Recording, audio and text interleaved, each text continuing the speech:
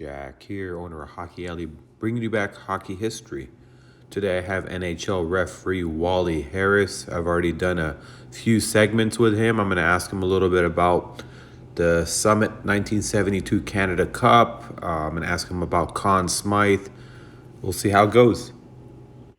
How are you doing, Wally? I'm doing well, thank you. Good. So we've done a few segments already, and this one is another one I wanted to ask because a lot of stories out there and people don't know about. First of all, when you refed, what was the best ice surface that you skated on out of all the arenas? Probably Montreal. Was it? Is there a difference in the ice surfaces in the league back then, like as far as speed wise, where some are better than others? Yes, there was. I mean, there was some slow ice out here, different places. It's the way they prepared it, and it's how it was used. Case in Montreal, the day you play the game, nobody was allowed on the ice from noon on, and the game was starting at 8. So, I mean, they could have had a practice in the morning, but that was it. Wow. And so Everybody stayed off the ice, which made it was hard and fast. yeah, and the puck slides good for sure. That's right. Yeah.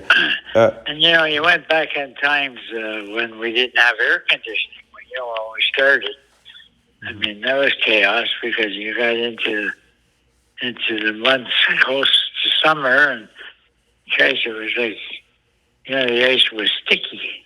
Yeah. But nowadays that's not there. No. Who would you say had the worst ice surface? At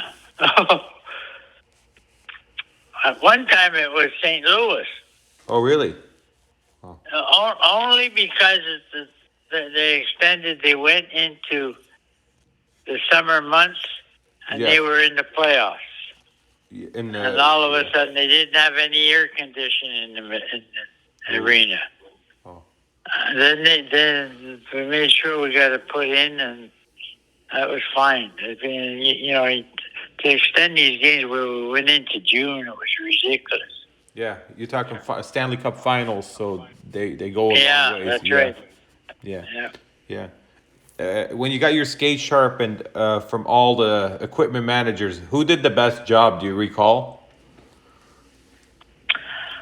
Was there any favorites? Well, I don't know. The older teams, Montreal, Boston, these kind of places, Chicago, they've been doing it longer than anybody. So, mostly, I can say mostly we choose, each official at times would choose. And, I got my skate sharpened every time I go to this arena or go to that arena. But they all did a pretty good job because if they didn't, they would be getting hell from the players. Yeah. And did you have a favorite hollow that you used? Not really. No. My skate was pretty flat. Oh, okay. Not too much of a hollow. Oh, wow. Because I can cut anyway. But I mean, yeah. The hollow just made it dug in that much more. Yeah, definitely goes deeper for sure in the ice. That's it. Yeah. Did you ever meet Conn Smythe? He owned the Leafs back in the day.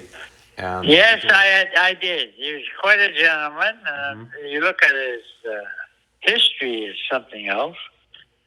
And but if he saw you coming, he knew who you were, and he would say hello, how's things going, and things like that. Did Harold Ballard purchase the team from him, or was there someone else in between those two? When the Leafs were sold. No, I think they purchased from him. Okay. Yeah, and they named the trophy after him, the Conn Smythe Trophy, which is the MVP of the finals. That's right. That division. Yeah, you're right. And it's a beautiful trophy. Right. Yeah. It is. It is. So, Yeah, I was asking you earlier about the Russians. So the 72 Summit Series, Canada Cup, that was the first Canada Cup, and it went into the, it was Russia and Canada playing 8 games. Yeah, Yeah. Why? I mean, there wasn't, Bobby Orr was, I think, injured, correct? And Bobby yes. Hull did not play, and Gordie Howe did not play. Do you know why they didn't play? Uh, Did they? really, I don't. They didn't say why. Okay, just kind of They didn't curious. say why. I mean, that series it was different Hmm. because you had you had two different styles of hockey. Yeah, And it was interesting in the first period. I'm trying to figure out what they're going to do next. And because, they were great going to the blue line, and if they can't get a pass at that time, they backtrack. That confused the Canadians for a while till they got used to it. yeah. And that, I think what happened then, the difference was Montreal played hockey. Boston thought to rough them up. That's how they would win. You're talking Well, about that when was the a Russians mistake. came here, correct? When they came on a tour to play the NHL teams. That's right. Yeah, And the time they came and just played the one game against Montreal, that was the most beautiful hockey game you'd ever see. and it was not much hitting, right? It was a lot of skill and finesse for both Lots teams. of checking, and the hits were clean. There was no smart ass work. So I said, "You want to play hockey? I'll let you play hockey. But if you're going to get in, I had to anticipate they might get smart ass and start doing things we shouldn't be doing. But in this case, this were two teams that played beautiful hockey. And they also played against the Flyers, which they almost quit the game. Do you That's know? right. I mean, that was awful. I mean, it was, it just got to be, out of reach. They were whacking each other, charging, and the Russians tried to give it back a bit, but they weren't there to go go crazy. You didn't ref that game, did you? No, I refereed the first one. Against Montreal. And yeah, and so I Okay. started it off perfectly, and it got out of hand sometimes. Did they pay these guys to play the NHL teams? They were getting paid, right? Well, they get some kind of a sum, yeah. Oh, okay. That was negotiated. I'm sure they came over here to play. They got a percentage. Yeah. I'm not sure about that though. But I'm sure they didn't come for nothing because it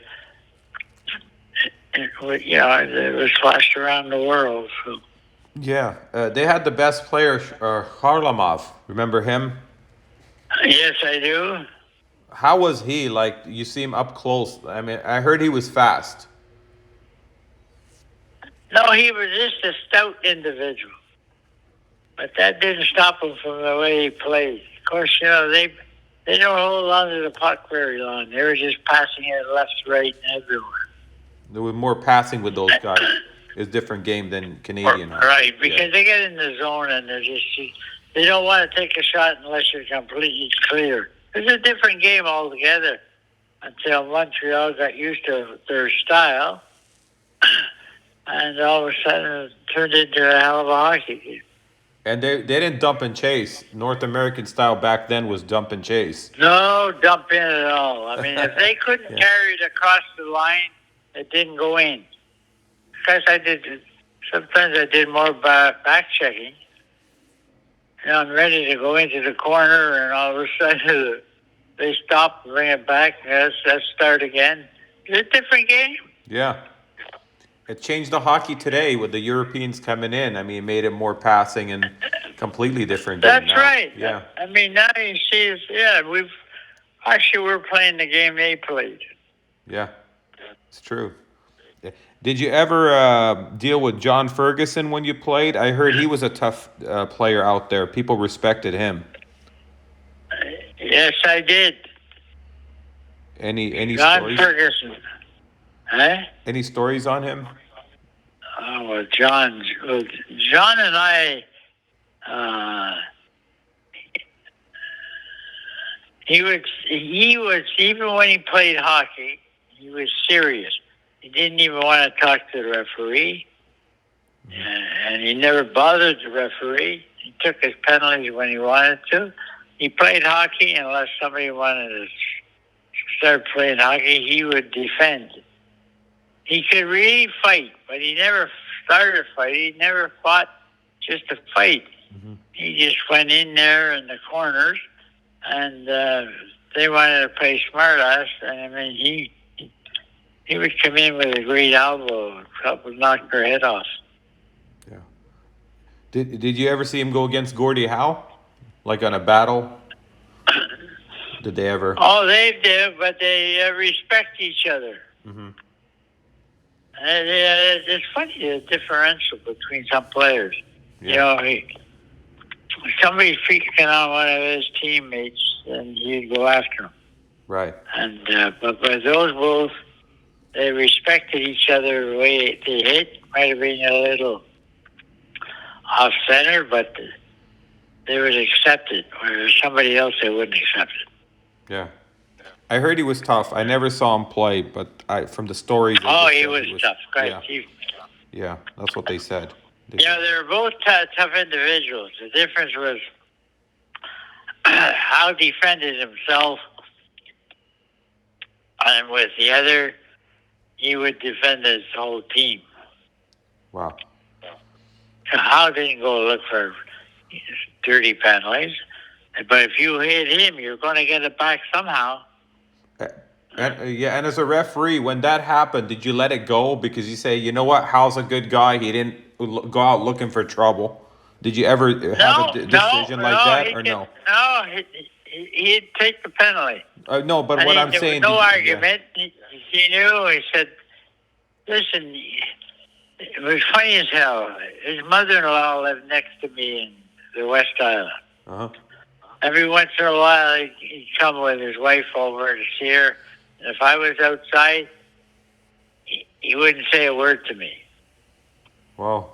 And I would talk to his wife. It was funny as hell. And he said, "Well, Wally, he's not going to say anything. You know, as long as you two are on the ice, he won't talk to you." Yeah, but you ever let anything go? Like say, okay, I was gonna call it, but you know what? He's a good guy. He's, they've been picking on him. No, you don't do that, right? The penalty. Never entered my mind. No. Okay, got it. If you did, after I would start supervising, that's the one thing I would look at the officials. And they said, everybody's equal out there. I always wondered if the refs ever did that, like where they change their mind at the last second, say, you know what, he hasn't been causing trouble. The other guy started. I'm not gonna. But that never happens, right? It's always no. Okay. It shouldn't happen. It shouldn't. Okay. Just wondering. Yeah. What? Yeah. What about a guy like Tim Horton? Was he right? Solid defenseman. Mm-hmm. Was he famous? He solid got famous. Defenseman. He didn't rush. He covered his defensive position, and if you were coming in at him, he knew how to take you out. Where he didn't go chase anybody. He played his position, solid as solid could be. And he was never went over blue lines unless he had to. Yeah. Was he an all-star or just an average player? Yeah, actually, in my mind he was. He was an all-star.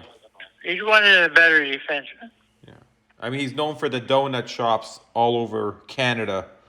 That made him famous. But as a hockey player, so he was an all-star. I've never seen him play, so that's what I'm wondering. Well, I did his last game. Oh, really? It was in Toronto, and then my next game was in Buffalo. His next game was in Buffalo, but his he still had his place in Toronto uh, with his wife. He had a place in Buffalo, but that was just because he played there. And sometimes I would. I'm going down to Buffalo the next game from Toronto, and actually, I always remember he skated by and said, "Are you going to Buffalo tomorrow?" I said, "Yeah." Are you? He said, "No, not tomorrow. I'm staying over here tonight. Then I'm going out in the morning." Well, he changed his mind and went out late at night, 2 in the morning. Mm-hmm. He drove fast, Oh. and that's what happened to him.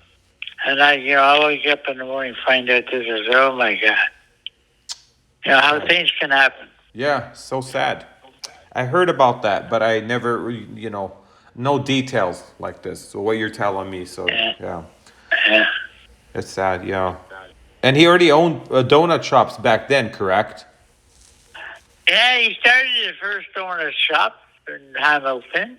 That's where he lived, and look what he started. What year did he start? It's Do you a recall? shame. After he died, his wife eventually sold it, Uh huh. and then they franchised all over the place. Yeah. Which one? What year was it? Was it in the '60s? The first one that he opened? Yeah, Something I like think that? so. Late Okay. 60s. Okay. Yeah, I've been to Tim Hortons when I went up to Canada. It's amazing what they have in that place. They have a lot of stuff, a lot of different things. Well, yeah, they keep adding, and I'll tell you, I mean, they're as busy as anywhere. Yeah. I mean, every town's got a Tim Hortons. I think they're bigger than Starbucks in Canada. Tim Hortons has a. Yeah, they are. Yeah, they are. They just kept growing. Yeah. I don't know if there's any in the United And States or not. I don't know if there's any in the U.S. I don't know. that's right. I never thought of that. Yeah. You know that? Yeah. Well, there's so many of these kind of establishments. Everybody seems to own one. Yeah. Yeah. The last one I wanted to ask you was about Terry Sawchuk. Terry Sawchuk, Was he one of the best. one of the best, huh? Yeah. Yeah. One of the best. He could handle a puck well. He could get that, make the save and get the pass sent right up center to somebody coming back. He had over 100 shutouts in his career, which is amazing. Oh, that's it. Well, he didn't venture. He stayed in his crease. Mm-hmm. And, his timing was good. It seemed his timing, the shots would come and he was on his way towards it. It's interesting being a referee with you're checking goaltenders because you're standing 2 feet away from them half the time. Mm-hmm. And he just played the game. He was serious. He had nothing to say to anybody. He'd let his defenseman clear the way. If somebody was bothering him, then they would come in. And he said, "I'm here to be a goaltender, and he's not there to fight or push or anything else." Did he drop a We lot? have some goaltenders, they get excited and they want to slash somebody or whack them. Yeah. Not him. Not him. Was he a stand-up style or did he drop a lot?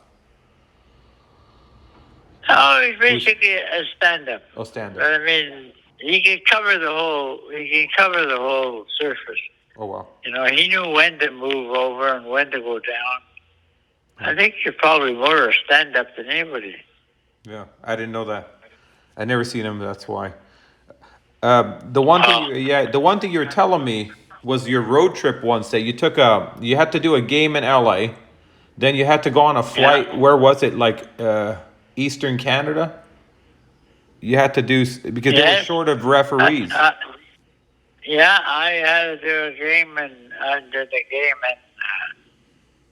in LA, and they told me they needed me in New York, and so I had plane tickets to come back through Detroit on. I had to change it, and in the morning I wake up and there's a bloody 4-foot snowstorm. Everything was shut, so I had to take a cab for $650 from Chicago to Detroit. Wow. That's that's a So steep. I sent that into the league, and I didn't say anything. I just said, check with me on the phone because I knew they were going to jump. What the hell is that ticket? I got there within 5 minutes. 5 minutes of the game. I had Wow. a cab driver said my mother lives in Detroit, and they said, "Oh, Christ." I said, "Fine," because he was at the airport. He said, "I can't go anywhere." He said, "We're not taking anybody." I said, "But I gotta go. There's a hockey game." Well, thank God he was a hockey fan. He said, "Well, my mother lives there. I'll tell you what. I'll take you." I said, "Well, God bless your mother." And we got there without running into anything. I don't know how he did it, but And you got there an 5 minutes expensive trip. before. 5 minutes before the game. Actually, my linesmen were on the ice. Oh my gosh. I didn't show up. They didn't know where the hell I was. So they were going to do the game, and I walked in, and they were skating around. So I said, "Don't start this game. I'll be there in 10 minutes." And that's it. Wow. These things happen. Crazy things happen. Yeah. So there was a shortage of referees back then. There wasn't that many, right? Well, of course, you know what? Back then, we had 12,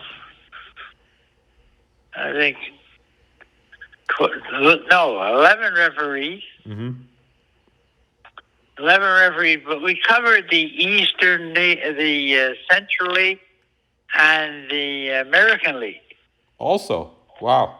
So 3 leagues. Yes. So there was, because we only had a staff of about 7 referees and 5 linesmen, because there were 6 teams. Wow. It's not And much. then all of a sudden, things would happen. I mean, we had to cover. If you didn't have a National League game, you had a game in the American League or Western League. Wow. So we were busy. That's why I was gone at times. 41 days, came back for 3, went for another 27. A lot of road trips.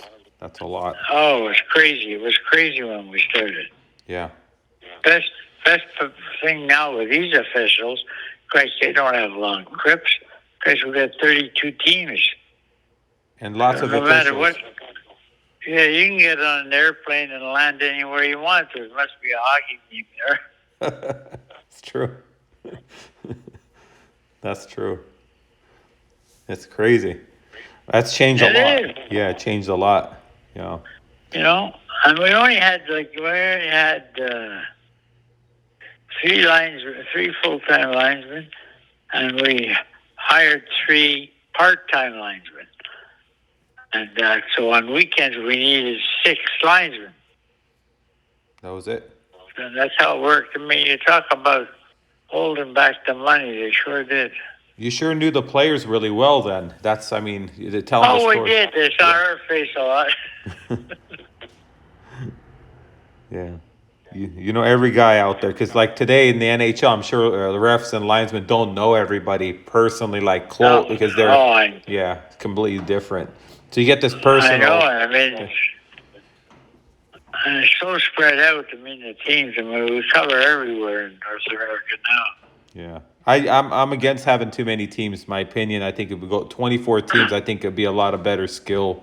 I mean, it's a skilled league already, but you have a lot of... Yeah, but you know what? Yeah, because some kids are coming up. But the trouble is, you're outfitting basically 30 hockey players per team, and before you're outfitting 6 teams. You know, now you've got over 1,000, 1,200 players. Yeah. It's so different. It's a different game. You can see the way they're playing is a different game. Yeah. And I'm not for the second referee. I don't need them. Thank you. one man can do the job. They put him there because it's so fast. They took away the red line. Well, put the red line back in, because now all you got is goaltender passing the puck up there for the straggler that didn't get back in time, and sometimes he gets the puck, but he's by himself. Yeah. Who the hell can he pass to? He's waiting for somebody to catch up. Yeah. I don't like that at all. I never played with the open ice like that. I always we always had a 2-line pass. It was like you couldn't make stretch passes, and that was what we were used to. But it was still, the guys could skate fast, but it just slowed the game was less collisions in open ice. That's what I saw. Yeah. That's not as much. Yeah, more along the boards. Yeah. But what you don't get now, you don't see a team coming passing back, even backwards, back until somebody gets a pass up the middle. So you're not getting the same hockey. No, completely different. Before everybody had to go back and get the puck again and come up as a team. Yeah. And try to make somebody cut in to get a breakaway, but not now. I mean, holy Jesus! You can stand by the second blue line and wait there. Passes go from goaltender to the second blue line. Yeah, you can wait by the second blue line all day, and nobody would say anything. So what you have is a straggler that got caught in the corner, might have fell down. He's got to get back, because he'll only get back as far as the blue line, but he can get a pass there. Yeah. The game is different. Yeah, completely different. I like with the 2-line pass. Just I think it's for collisions and all that. Definitely, it's a lot better. But that's right. That's a different game. You had to make it. You had to get over the blue line before you could shoot it in. Now you can shoot it in from your blue line. Yeah. Yeah. Different. Yeah. Wally, I want to thank you so much for coming on and talking to me. A lot of great stories. Really appreciate it. Oh, it's my pleasure, sir. You got it. We'll talk soon. Thank you. Have a great day. Okay. Thank you. All right. Have a good day.